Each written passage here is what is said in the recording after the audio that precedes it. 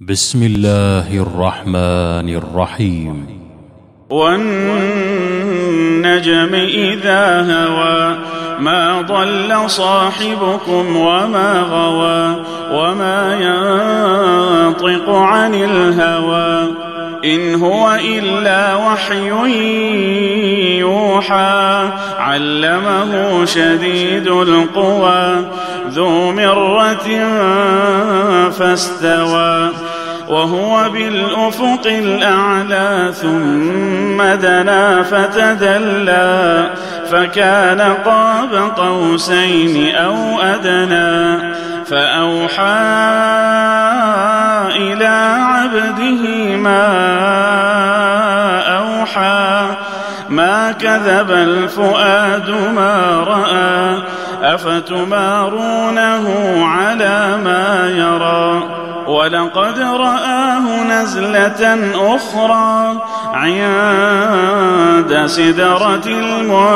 المنتهى عندها جنة المأوى إذ يغشى السدرة ما يغشى ما زاغ البصر وما طغى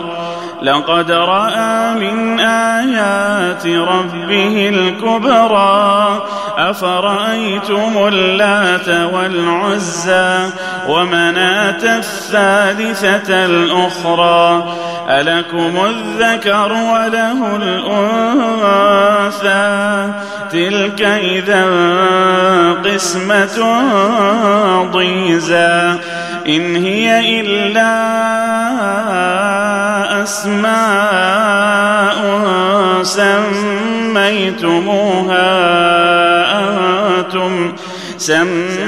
سميتموها أنتم وآباؤكم ما أنزل الله بها من سلطان إن يتبعون إلا الظن وما تهوى الأنفس ولقد جاءهم من ربهم الهدى أم للإنسان ما تمنى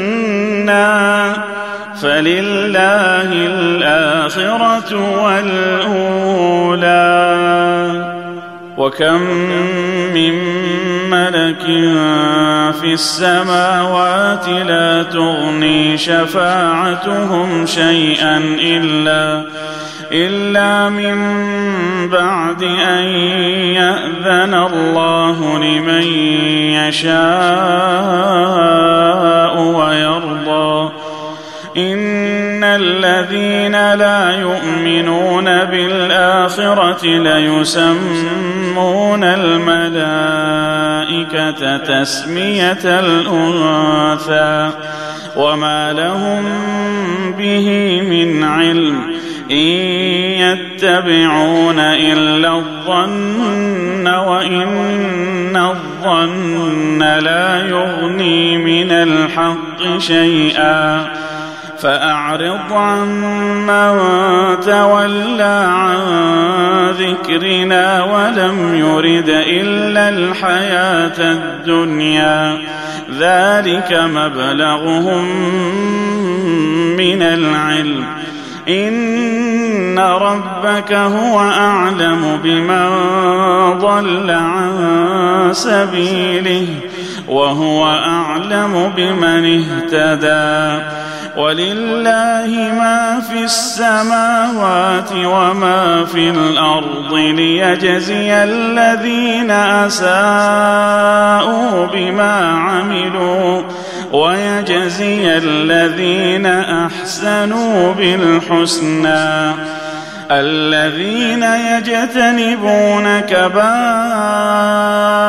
الإثم والفواحش إلا اللمم إن ربك واسع المغفرة هو أعلم بكم إذ أنشأكم من الأرض وإذ أنتم أجنة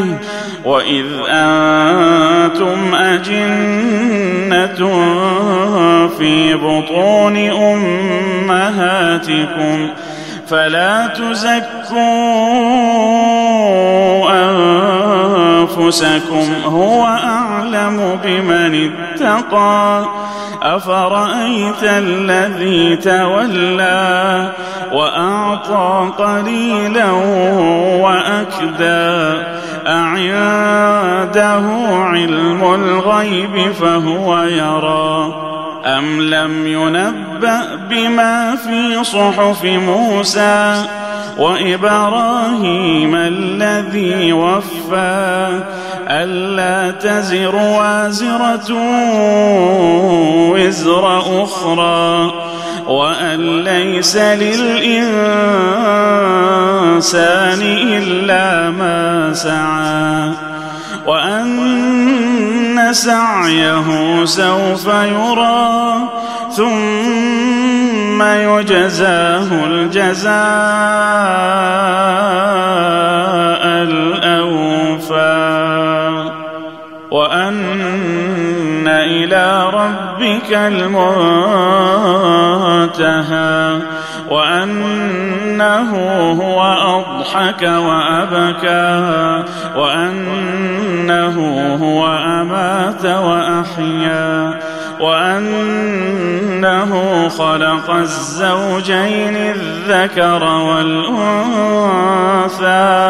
من نطفة إذا تمنى وأن عليه النشأة الأخرى وأنه هو أغنى وأقنى وأنه هو رب الشعرى وأنه أهلك عادا الأولى وثمود فما أبقى وقوم نوح من قبل إنهم كانوا هم أظلم وأطغى والمؤتفكة أهوى فغشاها ما غشا فبأي آلاء ربك تتمارى هذا نذير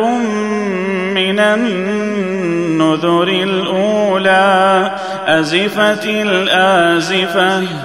ليس لها من دون الله كاشفة أفمن هذا الحديث تعجبون وتضحكون ولا تبكون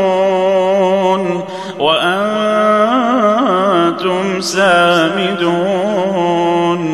فاسجدوا لله واعبدوا